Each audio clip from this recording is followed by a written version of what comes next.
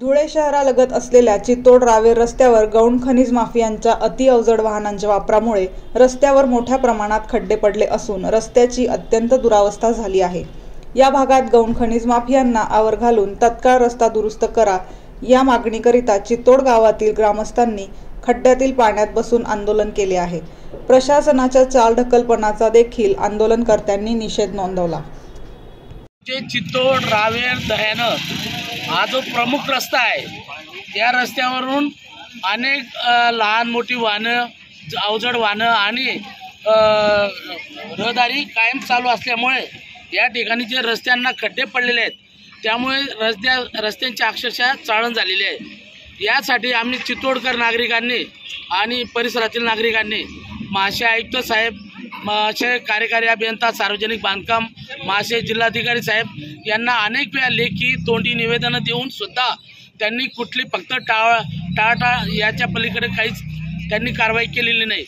या संदर्भात आम्ही परत त्यांना निवेदन दिलं की आम्हाला रास्ता रोक आंदोलन करायचं आहे आणि खरा हा रस्ता जर एवढा नादुरुस्त झाल्याचं मूळ कारण म्हणजे इथं या रस्त्यावरून बेकायदेशीर गौण खनिज वापरली जाते आणि ते अवजड वाहनं जास्त ये जा रात्री बेरात्री करत असल्यामुळे इथं मोठी मोठी खड्डी पडलेली आहेत। अक्षरशः 3-3, 4-4 फुटाचे खड्डे आहेत। पायी चालणं सुद्धा अवघड झालेले आहे। या खड्ड्याच्या जागी अनेक महिलांचे, माणसांचे, पुरुषांचे छोटे मोठे अपघात होऊन त्यांना हातापायांना इजा झालेल्या आहेत, हातपाय मोडलेले आहेत। या संदर्भात आम्ही आजचा हा निर्णय घेतलेला आहे।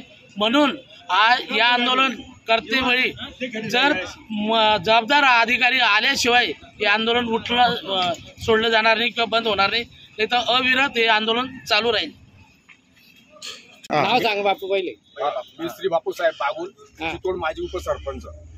आम्ही गेले 1 वर्षापासून या रस्त्याच्यासाठी आणि तसे जे अवैध गौण खनिज जे खोदून नेत आहेत त्यांच्यासाठी, त्यांच्या विरोधात आंदोलन करत आहेत।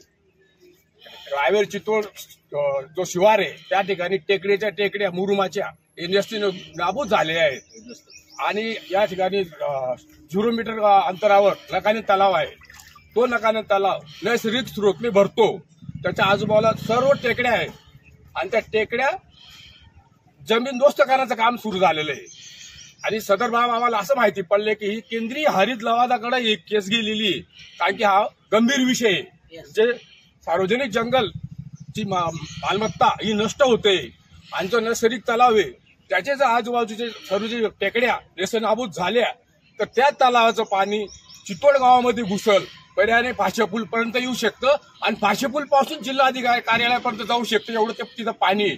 म्हणून ही भविष्यातली परिस्थिती आटोक्यात आणण्यासाठी आम्ही गेल्या 3-4 महिन्यापासून असे जिल्हाधिकारी साहेबांना निवेदनं देऊ राहिलो आणि आता गेल्या 15 तारखेला निवेदन दिलं की आम्ही 28 तारखेला रस्ता रोको करणार आहोत।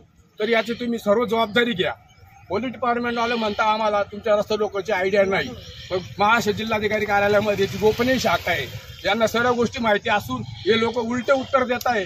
आता कार्यकारी अभियंता सार्वजनिक बांधकाम विभाग यांना आम्ही पाचारण केलं पण तरी ते येथे येत नाहीये, आमची परिस्थिती बघत नाहीये। आता आम्ही याच्या खड्ड्यात बसलो होतो, इथं आंदोलन केलं, इथं 4-5 बळी गेलेले।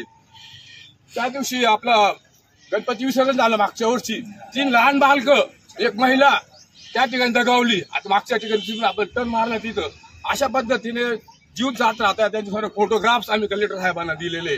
अशी परिस्थिती असताना सुद्धा अनधिकृत ज्यांना नंबर प्लेट नाहीयेत अशा टिप्पर, म्हणजे जे बीड परळीला बी लाजवेल अशा टिप्पर डंपर या रस्त्यावरून चालतात आणि अनधिकृत गौण खनिजाचा साठा उचलून घेऊन जात आहेत। आमच्या गावातला एकही डिंपर चालक नाहीये, कोणीच नाहीये।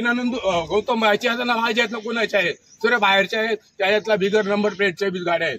अशी एकंदरीत परिस्थिती आहे ती भविष्यामध्ये धोकेदायक आहे। याचा सर्वस्वी जिल्हाधिकारी साहेबांनी गांभीर्यपूर्वक विचार करावा, अन्यथा भविष्यामध्ये याचा मोठा स्फोट होईल आणि त्याला सर्वस्वी जबाबदारी प्रशासनाची राहील अशी मी गाववाल्यांच्या तर्फे तुम्हाला सांगण्यात येत आहे।